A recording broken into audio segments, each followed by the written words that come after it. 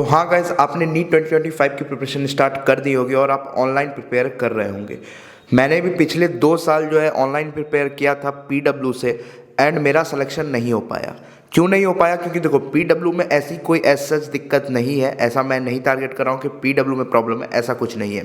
Problem हमारे side से होती है बिकॉज ऑनलाइन में हमें खुद जो है अपना कंसिस्टेंसी एंड डिसिप्लिन मेंटेन रखना पड़ता है, और उसी में हम कुछ गलतियां करते हैं और उसकी वजह से हम पीछे रह जाते हैं और सारे स्टूडेंट से। क्योंकि सिलेक्शन ऑनलाइन पढ़ने से भी होता है। इवन इस बार तो पीडब्ल्यू से AIR 1 भी आया है, रियल वाला, ग्रेस मार्क्स वाला नहीं। तो इसलिए मैं बोल रहा हूँ कि कुछ 7 मिस्टेक्स मैंने की थी जो मैंने रिपीटेड किया, पिछले ड्रॉप में भी किया एंड इस ड्रॉप में भी किया। उसकी वजह से मेरा सिलेक्शन नहीं हो पाया।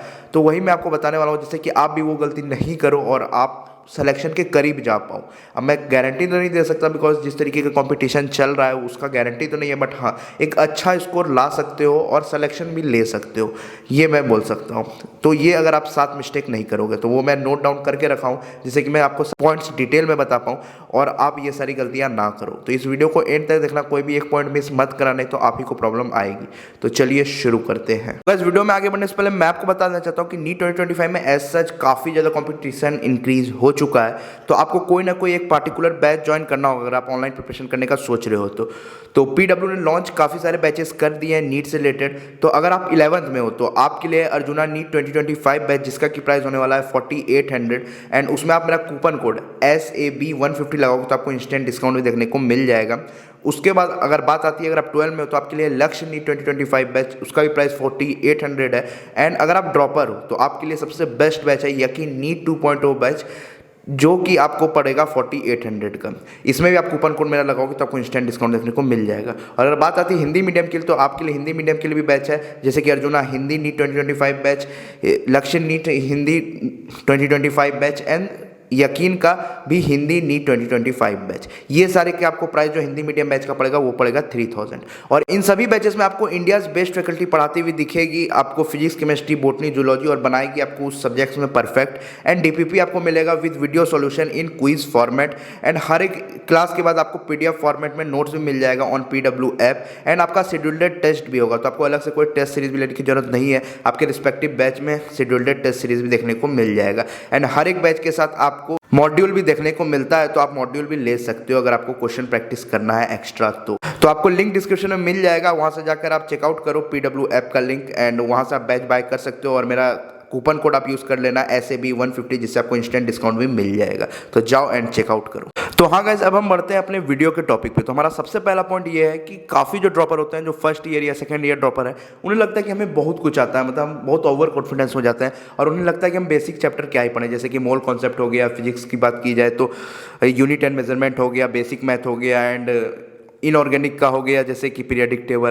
तो इस तरीके के बहुत सारे बेसिक चैप्टर होता है, तो उन्हें लगता है कि ये क्या ही पढ़ना। बट ये काफ़ी बेसिक चैप्टर है, बट इसका काफ़ी ज़्यादा जगह यूज़ होता है। जैसे कि बेसिक मैथ से अगर बात आती है तो पूरे फिजिक्स में लगभग सारे चैप्टर में इसका जो कॉन्सेप्ट है वो यूज़ होता है। तो अगर आप अच्छे से नहीं पढ़े हो, वैसे तो पढ़ा दिया गया होगा आपके बैच में basic math, unit and measurement, ये सब, बट अगर आपने नहीं अच्छे से पढ़ा है तो एक बार आप फिर से पढ़ो। आप जाओ एंड अच्छे से पढ़ो। लाइक आप इसका जो है मतलब कि वन शॉट भी कर सकते हो अच्छे से, या नहीं तो आप जो डिटेल लेक्चर पढ़ाया गया आपके यकीन बैच में या आपके जो भी आपका बैच है रिस्पेक्टिव, उसमें आप अच्छे से पढ़ो डिटेल में, क्योंकि ये पूरे साल आपको काम आने वाला है। तो अगर आपने ध्यान से नहीं पढ़ा है आप, क्योंकि स्टार्टिंग में क्या होता है कि हम उतने ध्यान से नहीं पढ़ते, हमें लगता है ये तो बेसिक है, और आप फर्स्ट ईयर या सेकंड ईयर ड्रॉपर एक बार आप पढ़ चुके होते हो तो आपको लगता है कि क्या ही पढ़ना है ये सब बेसिक। तो लेकिन मैं आपको बता देना चाहता हूँ कि ये काफ़ी ज़्यादा इंपॉर्टेंट कॉन्सेप्ट होते हैं। लाइक पीरियडिक टेबल हो गया आपका इनऑर्गेनिक के लिए, एंड फिजिक्स के लिए आपका basic math, unit and measurement हो गया, एंड फिजिकल केमिस्ट्री की बात आती है तो उसके लिए मोल कॉन्सेप्ट। तो ये सारी चीज़ को एक बार रिविजिट जरूर करो और अच्छे से रिवाइज करते रहो, बिकॉज ये आपको हर जगह काम आएगा,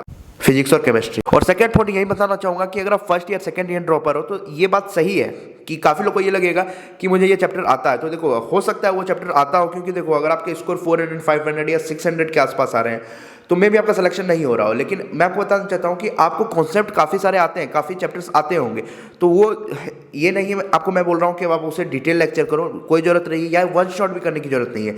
आपको एक बार अपना मतलब कि PYQ बुक उठाना है, 10 ईयर्स का या 14 ईयर्स का जो भी बुक है आपके पास, एंड उसके क्वेश्चन लगाओ। 14 ईयर्स से पहले का नहीं उठाना, 10 साल का, मैं ऐसे बोलता हूँ 10 से 12 साल का, तो वो आप उठाओ एंड उसके क्वेश्चन सॉल्व करने की कोशिश करो। अगर 80% क्वेश्चन हो रहे हैं, जैसे कि आप 10 क्वेश्चन कर रहे हो तो 8 क्वेश्चन हो रहे हैं, तो फिर आप आप उसको मतलब रिवाइज कर लो जो क्वेश्चन नहीं हुए, एंड उसके बाद आप आगे बढ़ सकते हो। आपको जरूरी नहीं है उस चैप्टर को मतलब कि एक बार आप पूरा मतलब कि बैठकर पूरा चैप्टर देख रहे हो या 10-10 दिन तक, क्योंकि लेक्चर पढ़ाया जाता है एक एक चैप्टर, तो आपको जरूरी नहीं है देखने का, तो इसलिए मैं बोल रहा हूँ। तो अगर आप first year second year dropper हो तो ये कर सकते हो, जिससे कि आपका सिलेबस जल्दी कंप्लीट होगा। जैसे कि जनवरी फर्स्ट वीक तक अगर आप कंप्लीट कर लोगे तो आपके पास 4 मंथ होगा, तो आप उसमें रिपीटेड टाइम रिवीजन कर सकते हो और फुल टेस्ट दे सकते हो, तो ये आपके लिए काफी सही रहेगा।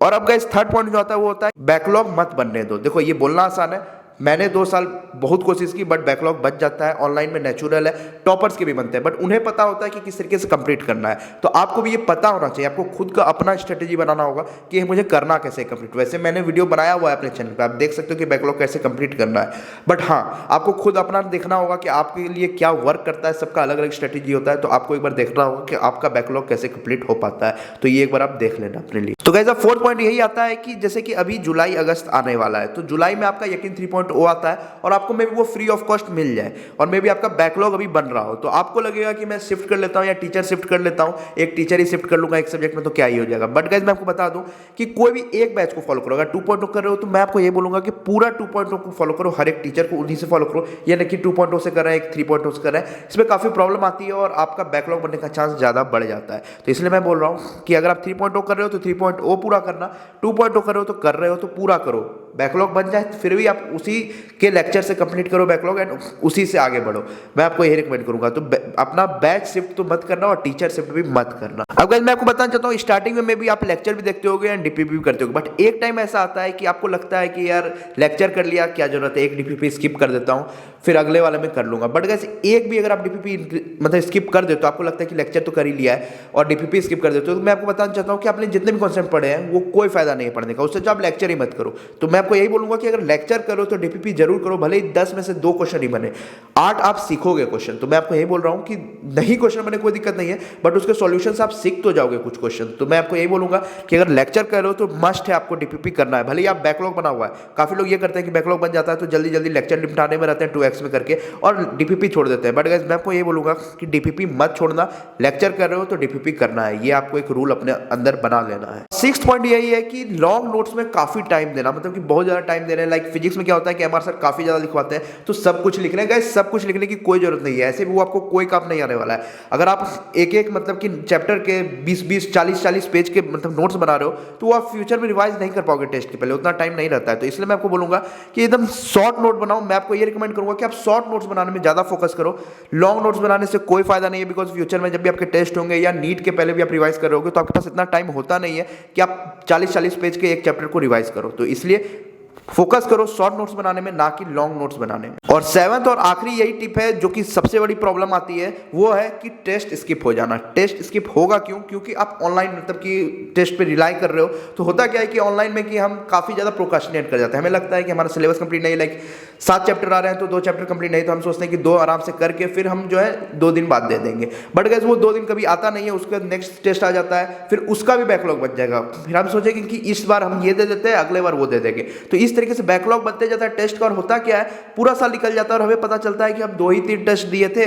और उसके बाद हमें नीट का ही पेपर अब डायरेक्टली देने जाना है। तो ये सबसे बड़ी प्रॉब्लम आती है ऑनलाइन टेस्ट में। तो इसलिए मैं आपको रिकमेंड करूंगा कि आप ऑनलाइन टेस्ट पे ज्यादा रिलाई ना करो, कोई एक ऑफलाइन टेस्ट जरूर ले लो जो कि पूरे साल का हो। ऐसा नहीं बोल रहा हूं कि मैं आखिरी में लो, स्टार्टिंग में ही ले लो, जिससे कि आपके प्रैक्टिस भी होता रहेगा, लाइक OMR फिलिंग का, एंड आप ऑफलाइन जाके दोगे तो आपको फील भी आएगा। तो इसलिए मैं आपको रिकमेंड करूंगा कि ऑफलाइन टेस्ट सीरीज ले लो, और ऑनलाइन अगर देते भी हो तो ऑफलाइन में दो, लाइक OMR में नेक्स्ट डे दो उसका PDF निकाल कर। तो इस तरीके से आप कर सकते हो। ऑनलाइन टेस्ट मैं आपको रिकमेंड नहीं करूंगा देने को, लाइक अगर आप यकीन का दे भी रहे हो तो आप नेक्स्ट डे दो, प्रिंट आउट निकालो PDF एंड एक OMR सीट लो एंड आराम से बैठ कर दो 2 बजे से लेकर 5 बजे तक। तो ये आप कर सकते हो। यही कुछ मैंने 7 प्रॉब्लम बताए, इसे अगर आप अच्छे से लिख लियोगे और ये सारी मिस्टेक्स नहीं करोगे, लाइक टेस्ट स्किप करना और भी सारी चीज़ें मैंने बता दी, तो आपको काफ़ी ज़्यादा सही रहेगा एंड आप सिलेक्शन के काफ़ी करीब जाओगे। तो होप ये वीडियो से आपकी हेल्प हुई होगी तो लाइक करना, और ऐसी वीडियो देखते रहने के लिए चैनल को सब्सक्राइब कर देना। तो गाइस मिलेंगे किसी नए वीडियो में, तब तक के लिए बाय बाय, जय हिंद, जय भारत।